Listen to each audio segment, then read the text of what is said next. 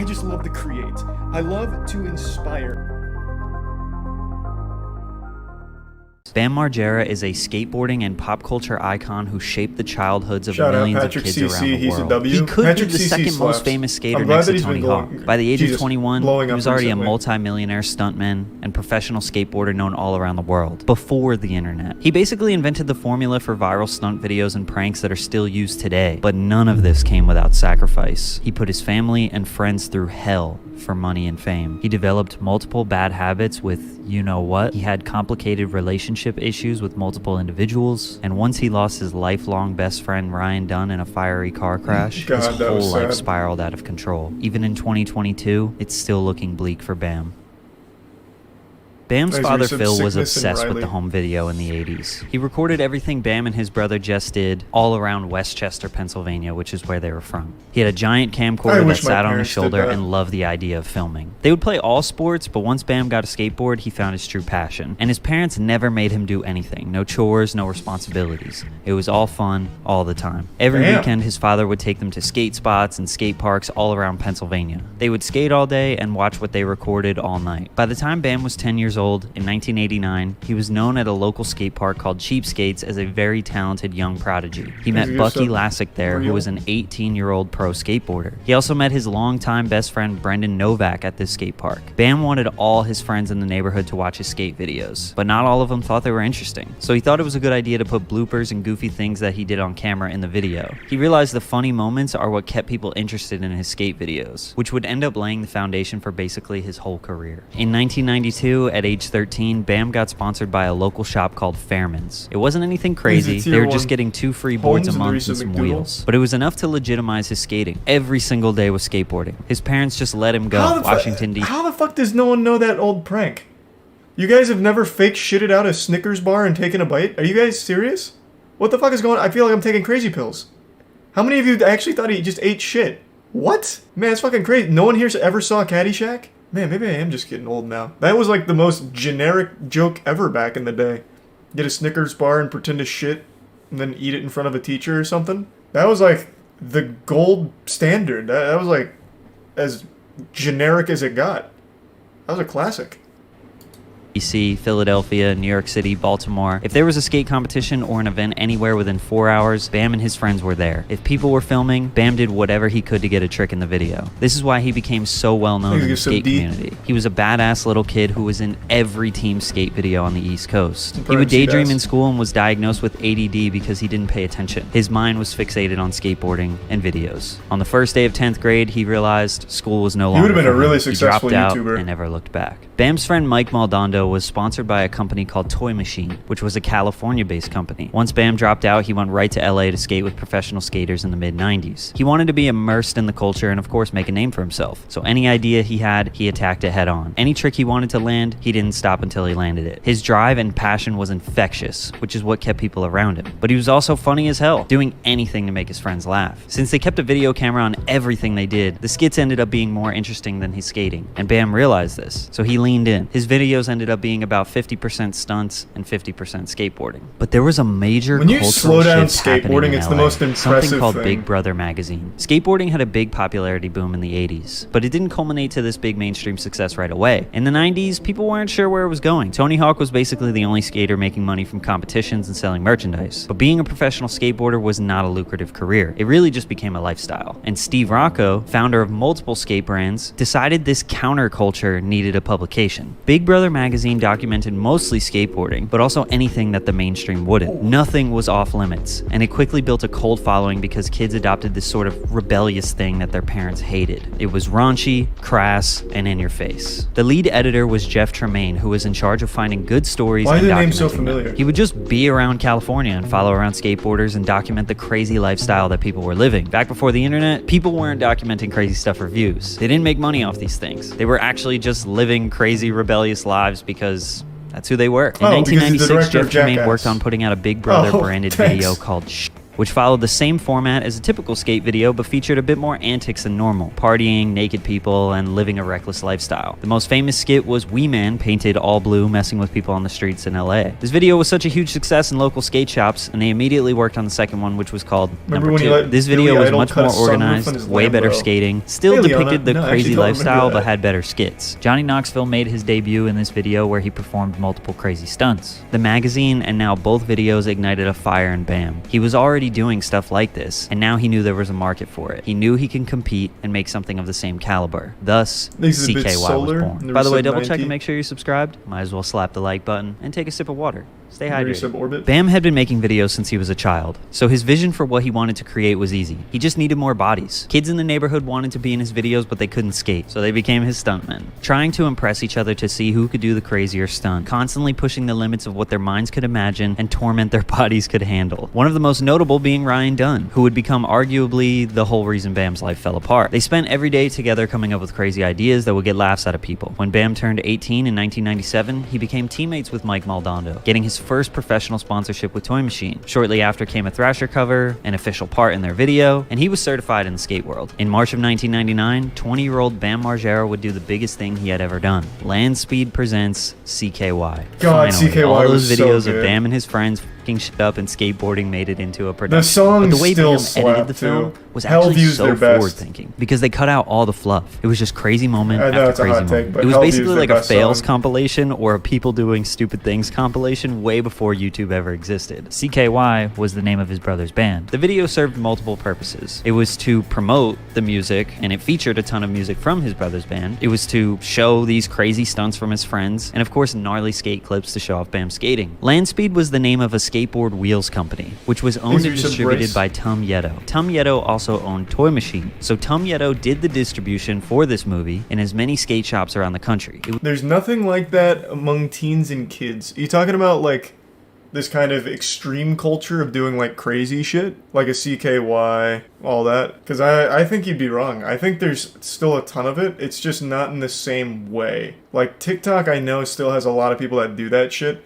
And I'd say there's more of it now than ever since you make money doing it. And it's also a lot more degenerate now. Whereas back when CKY and all that, Number 2, all of that, it was more like the stuntmen doing pranks and stunts and shits to each other. But now it's more about doing it to other people. Like, other people are your props and the ones that you, like, torment. So it has changed a little bit, but it definitely still exists. And it's not, like, a absolute. There's still people that do kind of what CKY and all that did, like the same spirit. But it's definitely still around. Because now you make money on it. Not in long form. Well, that's because long form is just kind of fading out in general. Everything's going the way of like shorter content. So like TikTok, YouTube Shorts, short YouTube videos. Like if long form content was the most profitable, there'd probably be more shits and Number 2s out there. But there's not, because it's shorter content that gets the money and the views. Podcasts are just what the fuck does a podcast have to do with like a stunt show or anything? I mean, movies are long and make more money than a podcast. Like you can make that argument. I'm talking about like this kind of content in general, like video content. Does anyone remember Children of Poseidon? They used to be kind of just like this on YouTube, but I think they were just a little too early. Children of Poseidon got big because they were doing like cactus stunts. So I'm sure you've seen some of their stunts. Yeah, this is one of the guys, Jaffabel and Friends. They rebranded, I guess. Well, damn, all that shit just got like censored. Like, I mean, I probably couldn't pull up on stream anyway. They're the guys that used to do a lot of like cactus-based stunts. So you've probably seen that viral video they did where one guy just like jumps into a cactus and like rolls around in it. Another guy grabs a cactus as hard as he can for as long as he can. I think the energy's still there. It's just not in the exact same form. It's just shorter form now. So instead of like, I don't know, I don't remember how long the CKY videos were, but I think they were like 30, 45 minutes or maybe an hour. Instead of it being like that, now it's just like 15, 20 seconds.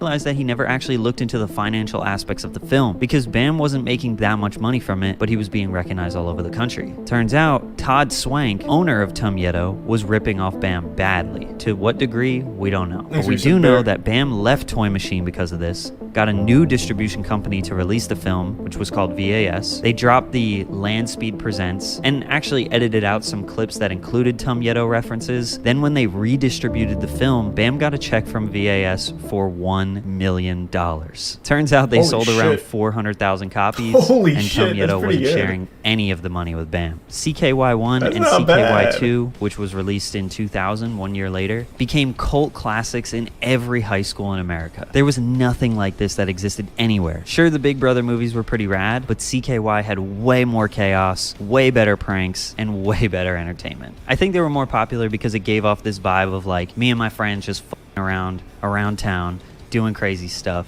which is something that I'm sure a lot of kids in the 90s could relate to. It's a lot Whereas of the Big things Brother people films still felt like. this is this crazy LA lifestyle that I'm Just seeing some so crazy separated shit. from that I have no idea and I'll probably never experience. After the monumental success of CKY, Jeff Tremaine, the writer and producer of the Big Brother films, reached out to Bam. He had been covering Johnny Knoxville, Chris Pontius, Wee Man, and Steve-O for a little while now, and he knew they would be the perfect match for the CKY guys. Jeff invited Bam out to LA and introduced him to Knoxville. They brainstormed Probably the early pitched to get foundation for monetized. Jackass, in which Yeah, Tremaine maybe. was going to pitch to his childhood friend Spike Jonze, who was a well-established Hollywood director that began his career in the skateboard world. They spent a few weeks putting together a pilot that would be pitched to the networks, which never got released publicly, so we don't know what stunts they did. We can imagine it was pretty rad. And it turns out MTV ended up picking up the show. They spent the summer picking out what CKY footage to use, and on October 1st, 2000, the first episode aired on MTV, and it was a smash hit. Nothing like this had ever been on TV before. Bam, Johnny Knoxville, Ryan Dunn, Wee Man, Chris Pontius would do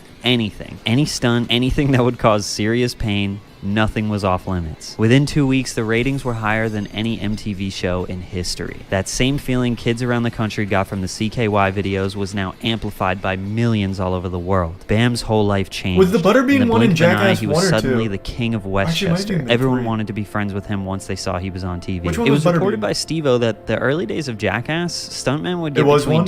$200 to $500 per stunt. He's a good So some MTV smart. was raking in millions, and the guys weren't. And But the Bam resub. was. He was still making a killer amount of money from the CKY videos. By 2002, they released 4 CKY movies and different box sets, which would go on to sell over 1 million copies. So if the DVDs were Fucking $10, crazy. which was cheap at the time, that's about $10 million. Bam was driving around in brand new cars while Steve-O was doing stunts for $300. It was also in 2000 when Bam met Tony Hawk at the Tampa Pro Skate Competition. Tony invited Bam to go on his national skate tour and to be in his video game Tony Hawk Pro Skater 3. So with Bam being on Jackass, the most successful MTV show, CKY videos selling out all over, becoming a wildly successful indie film, and kids playing as him in one of the most successful Wow, video game that's- series. Man, they really captured him. That's 1-to-1, baby. Good lord. Damn, I forgot how good Tony Hawk Pro Skater 3 looked. Jesus Christ. Of 2001, basically he was on top of the world at age 22. At this point, his father Phil Margera quit his job as an Acme grocery store Thanks, baker Resub. and became Rip. his accountant full time. Managing his finances was his new career that he still does to this day. Paramount Pictures decided to make a budget for the Jackass movie in light of all the TV success. In October 2002, Jackass the movie hit theaters. Though controversial, the film had a budget of about $5 million and grossed $79 million worldwide in its first week. It Yeah, was it's safe pretty to say solid. this was a massive hit. We don't know what types of deals were negotiated. I believe Johnny Knoxville made the most since he was producer, but I think it's safe to say the money was rolling in for Bam. MTV, of course, needed a spin-off for Jackass He's a after it Resub was done Albright. airing on TV, so they offered one show to Bam, called Viva La Bam, and one show to Steve-O and Chris Pontius called Wild Boys. Viva La Bam was basically a show about Bam and his friends doing stunts, skating, and traveling the world. There was also an ongoing theme in the show where Bam would absolutely terrorize his parents as well as destroy their house. That Luckily, looks in awful. season 2, I don't he remember purchased that. What the Castle fuck? Bam in Westchester, Pennsylvania, which would basically become a Hey, Dad, I'm gonna beat the shit out of you for 14-acre this stunt. amusement park. Bam was Okay, given a buckle budget down. of $300,000 per episode, in which he would keep about $40,000. I believe the show ran for about 60 episodes, so yeah, millions of dollars. He built an entire indoor skate park, a full casino that was suspended up in the trees. He would travel all around the world, buy cars to demolish them and blow them up. He did a full Civil War reenactment. Absolutely anything he wanted to do, MTV was willing to pay for it. A lot of the times they even told him That's his exactly ideas what they weren't did for crazy Rob enough. Dyrdek. MTV didn't realize how long it would take for skaters to land their tricks, so it wasn't really worth their time to sit there for hours while Think someone is Prime trying a Bill. skate trick only for them to land it and it takes 5 seconds of the show. So they kind of forced him to stop skating. At this point, he stopped fulfilling his duties as a sponsored skater, and his whole life became, how can I cause absolute chaos from the moment I wake up until I everyone remember goes to like sleep that for the kind of next shit. 3 I don't years. remember Up him just until like this beating point, him. Bam actually stayed clear of drugs and alcohol. He maintained a I remember sober the life plunger. and was motivated by just having fun with his friends, and of course making money. Almost none of his friends were sober though. In fact, his 2 best friends, Ryan Dunn and Brendan Novak, were long-term addicts. Bam would constantly kick Brendan out of his house and his life for getting high and bringing drugs around. Dunn's drug of choice was alcohol. At about age 25, Bam started picking up the booze himself. He was infatuated with the Thanks, rock Reset star May. lifestyle, and his favorite band of all time, Him, introduced Bam to how rock stars get down. But after 3 years straight of chaos every day, Bam needed a break. He was exhausted. And in 2005, the show ended only because he just didn't want to do it anymore. But this break lasted about 2 weeks before he realized that he was extremely bored and had no other hobbies, since his life was just recklessness with a multi-million-dollar budget. So he my just God. drank all the time. I do feel like I have to mention this Scared too. the Money shit was out of me. rolling in by the Charlie's like, get the fuck Yeah, good night. I'm fine. Charlie's You are dead. always welcome in my abode. boatloads. He was in every Tony Hawk Pro Skater game, including Oh, that one one looks where a he lot was better. on the cover. He was in commercials, selling more You watch Viva skateboards La than Bam, Tony right? Hawk through Back Element. in the At one day, point, Bam was selling Bam was the guy to 40,000 beat. skateboards Yep. per month, and Tony Hawk was selling about 13,000. Because Bam would make merch and make his skateboards be pink, which wasn't really done before, so all his female fans would just buy the board and hang it up on their wall. And once he started going really hard with branding his The pollen, the heartogram, tree merchandise pollen was is just nuts, selling. He I sold bet. sunglasses, watches, clothing, sneakers. I mean, Bam Is it could its not key? stop making money. At one point, he said he had And around the $20 prime million goggles. that his father was managing. Now that the show was over, he wanted to go back to skating, the thing he loved the most. But he couldn't, because he basically stopped skating for 2 to 3 years, and he wasn't that good anymore. He was so famous that any park he went to, he would be swarmed by kids trying to get a photo or an autograph, and he would spend Yeah, all we his all got time entertaining cowboy them hats. so he couldn't skate. He had this Caleb image got of the a dumbest fucking. Well, we made him get the dumbest one imaginable. He looks like if Ed from Ed, Edd and Eddy was like a old Western bandit. Because it doesn't fit on my head. It literally just sits on the top of it, but it sits on it perfectly. And it's like almost the same circumference as my head. That it just like makes my head look really long. Yeah, no, it's like beautifully disastrous. And I stayed in character all day. It's been fucking awful. Yeah, it was good. badass skateboarder, so if he showed up at a park rusty and sucking, he would look terrible in front of everyone. And he let that get to his head, which resulted in him just abandoning the sport. Luckily, Jackass got picked up for another movie Thanks and to the filming began for Prime that. Elite Jackass Part and 2 Piggy came out in and the Resub 2006 Brother. and of course was a huge success. $86 million in the box office worldwide first week. Bam wanted the party back in his life, so he pitched another show called Bam's Unholy Union, which was a show about planning his wedding with I his now vaguely remember ex-wife, that, and it Missy was Rothstein. trash, right? The show Fucking was flop, basically dude. I Viva La thought Bam. so. Pranks, skits, shit I up, actually but watched with the another same side where his documentary. wife Did and you? mother Yeah. April were planning the Patrick wedding. CC His does good relationship work. with MTV would end during season 1 because they wanted him to get his wife pregnant so they could have a plot for season 2. Fucking Bam freaked out on them for wanting him to bring a literal human in the world just for financial gain. So in mid-2007, Bam was 28 That's the and had no game. more daily chaos in his life. Well, technically. He basically kept living the Viva La Bam lifestyle, except he wasn't getting paid for it. Random Needs to people get would some show up to Kush Castle Bam to hang and out, get drunk, Spangler. and party. And if Bam was My out of hat's up there, town, Tori. traveling for business or in Europe, people would just throw parties at his house. He was very liberal with the gate code, so everyone knew it. Plus, the county and the town and all the cops in Westchester knew That about sounds his awful. craziness after them filming the show for 5-6 years at this point. So it wasn't weird to have 100 people partying at his place. He filmed an indie movie called Where the F is Santa, which was basically an extended Bam's Unholy Union episode with pranks and all the same nonsense that he had been doing for over a decade. Not sure what the success was for this film, but it was clear that Bam could not move on from the life that he He's a bit had. paleo. He wanted to just keep doing another movie And or yeah, another the show sidekick. that consisted of the same chaos and rebelliousness that ensued since he was 20. Then in 2009 came another CKY indie film called Ming Hags, I've which never again heard of was these just last two. Bam trying to recreate a moment that wasn't there anymore. I mean, sure, his fans loved it, but I'm also sure most of y'all never knew this existed. He managed to just- land yeah, another I TV didn't know show that on Spike existed. TV called Bam's World Domination, I a don't show remember with that him one and Ryan either. Dunn, which That's aired on Spike wild. for one episode, one evening at 11:30 p.m. on a Wednesday, which happened Were you to be about to say you watched it?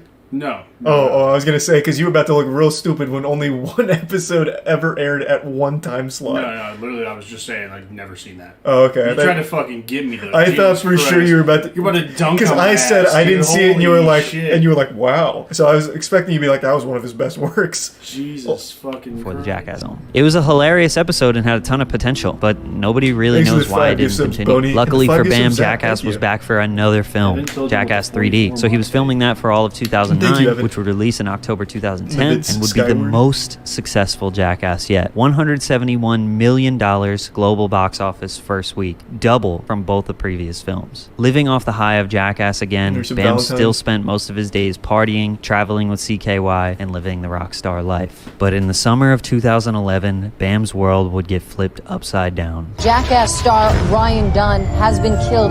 Dunn's Porsche might have been traveling as fast as 130 God, I miles still per remember that hour. shit. Fellow was so Jackass tragic. star Bam Margera was actually in Arizona when he got the call. He said shook his world, informing him that his best friend he considers his brother was killed in a fiery crash. Bam's best friend, since he was 10 years old, passes away. Ryan Dunn was his creative partner. He was there for everything. Whenever Bam had an idea, he discussed it with Ryan. If he wanted to film a stunt, Ryan was the first guy ready to do it. He had spent the past 15 years attached at the hip with this man. He basically was the only true friend who stuck with him Jesus through all Christ. the ups and downs. Now, he was gone. This would be the beginning of the downward spiral that Bam still has not figured out to this day. Bam did a lot of press immediately after Ryan died. I guess he felt the need to talk about it, like he needed to get something off of his chest. He was doing radio interviews and podcasts like a week after Ryan passed. Oh, I He didn't also remember made some that. public appearances in 2011 where he seemed to be okay, but these days were dark for him. He would lock himself in his basement just watching old footage of him and Dunn, getting drunk and not talking to anyone for weeks at a time. He started working on a movie These are which was a some tribute to mustached. Ryan Dunn, which That bitch still funny. never came out. He still wasn't skating, and the only time he would go out of the house was to the bar or on a CKY tour where he 42 would and perform recent some of their Carney. songs. He went through a divorce with his wife in 2012, which I can imagine was a direct correlation to losing his best friend. In 2013, he awful. started to gain a lot of weight, officially touring with his own band Holy called shit, Face Jesus Unstoppable, Valentine. which was literally just CKY with him, still partying every night and waking Thank up you in for the the morning generosity, to not Valentine. face Thank his you. demons once again. But he did get married to his current wife, Nicole Boyd, which I suppose was good that he had some type of stability. And after 2 years didn't of mean to do getting that. drunk, doing rock I was gonna ask a question. Is that still his current wife? He said current wife, but like even to this day, this I is February. wonder because she's not helping him stay on the rails. I was going to say every clip I've seen with the two of them seems fucking awful.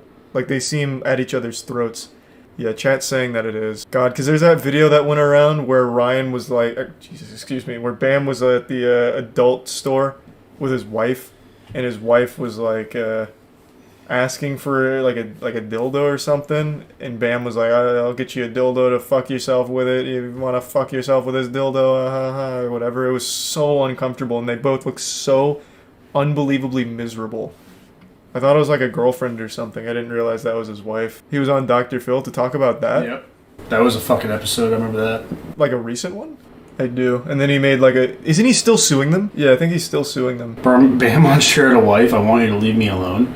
rock shows and avoiding his reality, he actually managed to land another TV show. In 2014, Oh, they did settle? Bam's Badass Game Show. Yeah, One get some season, spider. 6 episodes, all aired within 1 month on TBS. The average viewership was less than 1 million. People were pretty harsh on this show. It wasn't actually that bad, but it promised to feature contestants doing stunts similar to Jackass, but ordinary people doing them, which was kind of interesting. But the stunts were just not as crazy, like even less crazy than Fear Factor. Plus, the casting was full of corny people, Wow. and Bam That himself was- wasn't doing any of that the was stunts, awful. which is probably what I hate people that wanted. shit. The show ran for a month That's and then so got like canceled. MTV. I'm sure this That didn't is- help Bam's I know. confidence in wanting to do work anymore, And, like, so it was spinning back to the around and spinning basement with back. Dunn's memories. In 2015, the call Ride that. channel Yeah. posted a trailer for his movie about Dunn, which was called I Needed Some Time to Be Useless. There was a lot of hype on it. I think putting out this lawyer. movie might have been a good way to close Yeah. the door on the past and move forward with his life. But what actually happened was it kept the salt on Bam's wounds while making it. He couldn't ever perfect the movie nor finish it. In a 2017 interview, he talked about how he still couldn't finish the movie because the end of the movie needs to be Bam moving on with his life and not to repeat old patterns. But that is not his reality still to this day, which is why this movie still can't come out. Also, in case you were Gibson wondering, David. Castle Bam was still a never-ending episode of Viva La Bam. He kept drunks and addicts sleeping all over his house and partying every every night just to relive the old days. The only problem was none of these people were his actual friends. They were going nowhere in life, and Bam had enough money to buy them whatever they wanted. The movie never came out, and Bam had made the best decision of his life sometime in 2016. He was finally fed up with the way he was living and the way he looked. He moved to Estonia with his wife, left everyone he knew back at the castle, and spent 6 months there losing weight and getting healthy. He then moved to Barcelona, where he was going to learn how to skate again. At this point, Bam had barely even skated for the past 10 years. He had to relearn everything, and he couldn't be drunk while he was doing this either. He remained sober for about a year while relearning his first passion. Keep in mind, at this point he's 38, so he wasn't going to be as good as his 20-year-old self. There were some tricks he was just not going to be able to ever do again. In 2017, he moved back to the States and did a lot of press. He seemed to be in great spirits. He seemed to be sober. He was skateboarding again, and it was looking like Bam closed the book on the past. His mother, April, had the idea of putting Castle Bam on Airbnb while he was in Europe, so she spent the whole year getting it ready to put it on the rental market. It was a huge hit immediately, and she got it booked for about a whole year straight. Bam didn't love the idea, but once it became successful,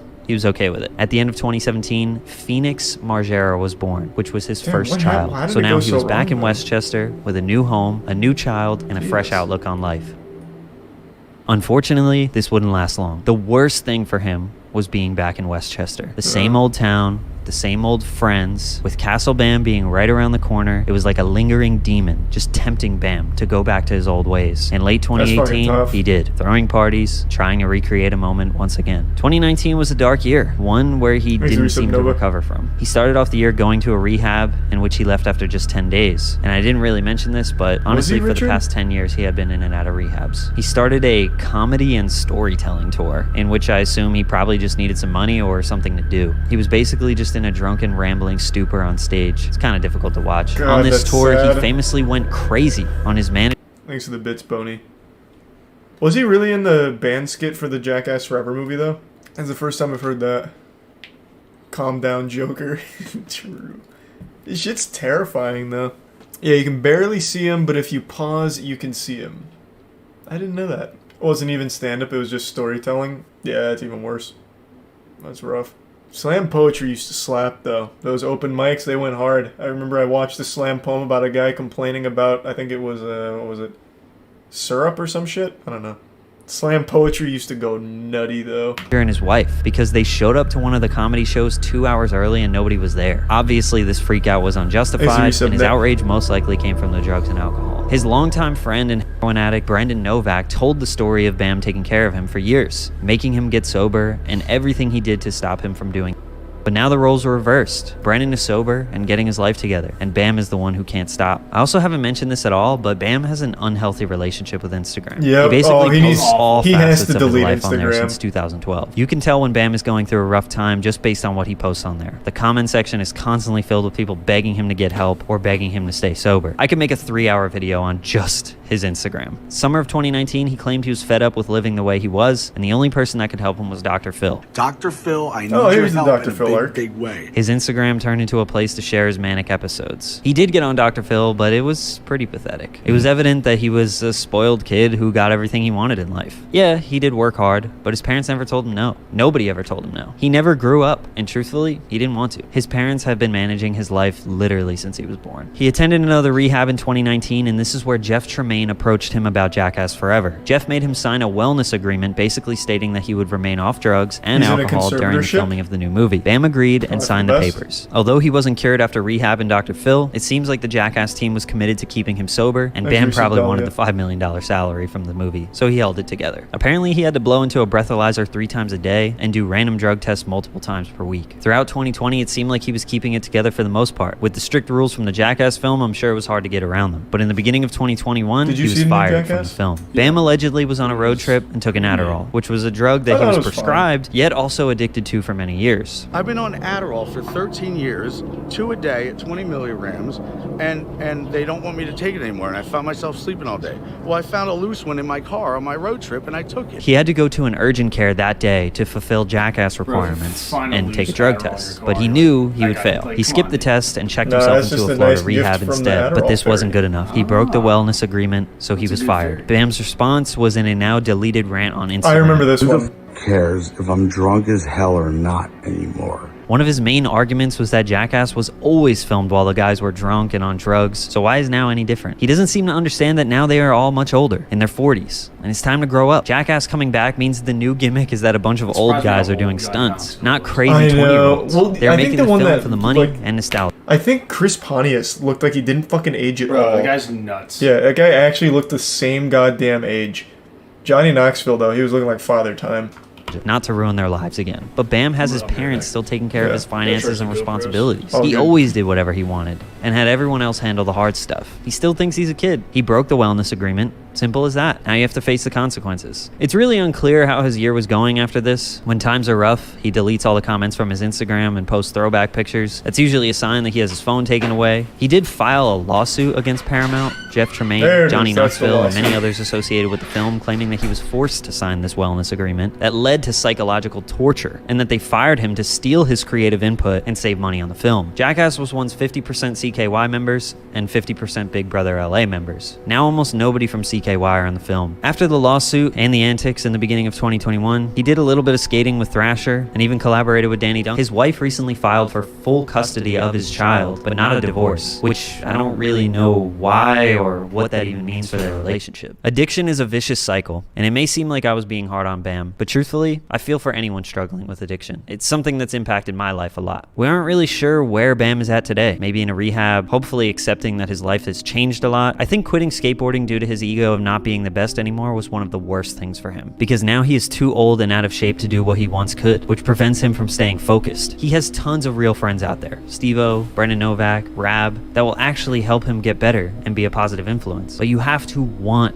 to get better. He needs to accept that the Viva La Bam days are over. It's time to grow up, kick everybody out of Castle Bam, and be a father to your son. He could still get into producing movies or directing, maybe working with aspiring skaters or stuntmen. It could be a healthy thing to focus on, as long as drugs and alcohol aren't involved. He has plenty of money. His father did right by him managing his finances. But one day, his father won't be there. Bam will need to figure out how to manage and budget his life. I genuinely hope Bam figures out his sobriety. He was a staple of many of our childhoods, and he changed skateboarding forever. He molded the recipe for viral stunts and videos that have dominated the internet for the past 20 years. He literally created culture. I do believe he still has a lot to offer to this world, but right now he needs to focus on closing the door on the past and putting his health and his family first. I wish the best of luck for you, Bam. Things are going to get better. I think Bam will eventually get better. I think all he needs to do is get a